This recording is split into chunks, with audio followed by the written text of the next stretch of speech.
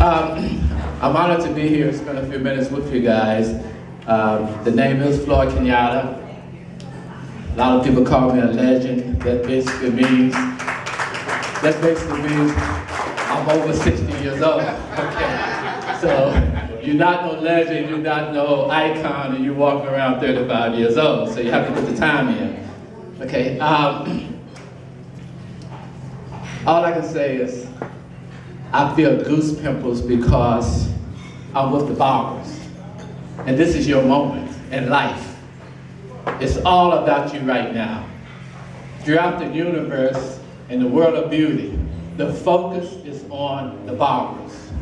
And what's important now is that you do not miss your moment. If you're not focused, if you don't have your plan written down, that you know what your move is going to be tomorrow, you're going to miss your moment. If you hit the moment right, it can turn into millions. A few of my accomplishments, 1980, Black Enterprise had something they called Battle of the Beauticians, and they interviewed 5 of the top hairdressers, black hairdressers throughout the world. It was Olive Benson, John Atchison, Tom Hayden, let's see, who else was there? I think it was one more. Yeah, John Atchison. I came in number 1. 1980, I had 6 salons. We were doing over $1 million in sales. 1981, and you guys can Google it tomorrow or in 10 minutes. Go to Black Enterprise, 1980, Battle of the Beauticians. You can read all about it. 1980, I opened 27 salons in 1 year. Okay, in 1 year.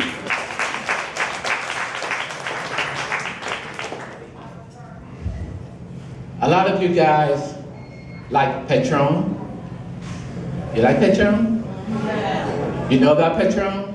Yeah. Well, my mentor, my friend, a guy that I have worked with for 17 years. 15 years ago, Debbie and myself was with a guy named John Paul, who is the founder of Paul Mitchell. John Paul owns Patron. At every party we have, every event that we have, as a marketing guru, if you come to a Paul Mitchell event like this, everybody get a sip of Patron. I watched this guy take 1 shot at a time and turn it into $1 billion.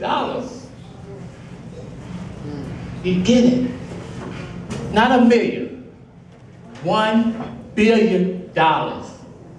1 drink at a time, touching 1 person at a time, connecting with 1 person at a time, hugging and shaking hands with 1 person at a time. Don't miss your moment.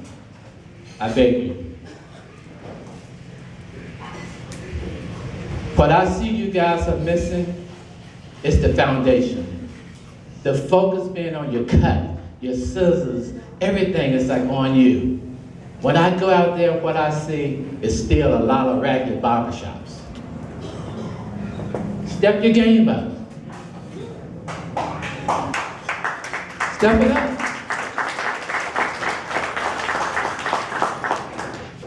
I didn't come here to bullshit you and pretend like everything is perfect, because it's not. You know your foundation, you know how weak it is. Don't miss your moment. I have a few people on my team that here to help you. And here's how they're gonna help you. All of you guys with your barbershops and you know your image is not tight, we have an organization that I can put $15,000 in your pocket to open a new salon, renovate the salon you have, and I don't care how bad your credit is. I don't care how good it is.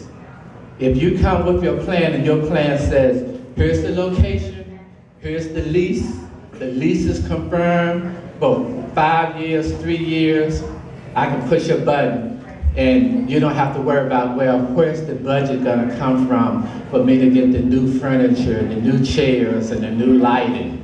It's done, because this is your moment. I have a few business cards. I'm gonna leave my cards. You can email me, you can give me a call, and say, you know what, let me meet with your people so we can just talk. Talk about my business plan for tomorrow, your financial needs, and what you guys can do to help make my needs come together. Okay? So that's what I'm here for, to say, hey, congratulations for making it this far. Keep your focus. You got 100 things on your list to do, you got 100 problems. To reach any goal that you want to reach, money is only one problem. Get started today with planning and preparing yourself to take advantage of the situation that you have by the focus being on the barbers. Any of you guys ever heard of a chain of barbershops called Floyd's Barbershops? Yep. Okay? Floyd's Barbershop. The location, they're not really tight with decor, but the guy set a goal, he set a vision. In a short period of time, he had 99 barbershops. Okay? Every one of you should have a goal for yourself right now of at least 10 shops each. Right now, 10 shops, not one. The reason you need to have a minimum of 10 shops, because you don't make no money from one shop. All right. It don't happen. So if you really want to be financially stable, it's a numbers game. And what the number says is, if you want $10,000 profit a week, you need to have at least 10 shops. That's the reality of it. Okay? How many of you know that Fidel Sassoon passed a few months ago? Okay? How many of you know that Fidel Sassoon is a barber? You understand? I only see a couple of hands. Fidel Sassoon didn't go to beauty school. Fidel Sassoon was a barber. But he did not limit himself to men because he was a barber. I'm on this tour, it's called the Vanilla Box Tour, and I'm visiting 500 beauty schools and barber schools throughout America. And I was blown away as I go to the barber colleges, and they limit themselves with this wall in front of them because their mentality says, I'm a barber. Or maybe they're too macho to say, I do ladies' hair. I'm a barber.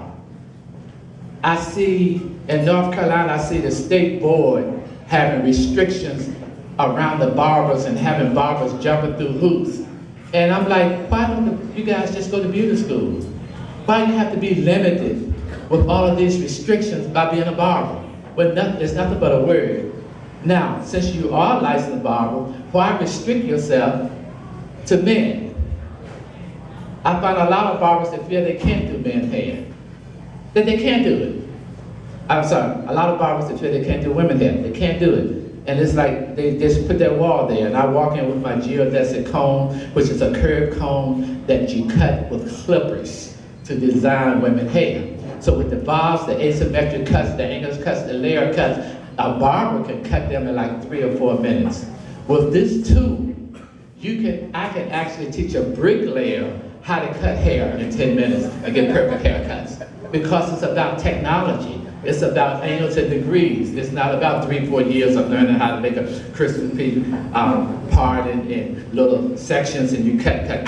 It's not about that. It's all about technology nowadays. Do it quick, do it well, and you make the money and you have a good time. So you have support, you have people here for you, you have people planning for you. I have an office in Guangzhou, China. My partner Debbie and I have been there for 11 years.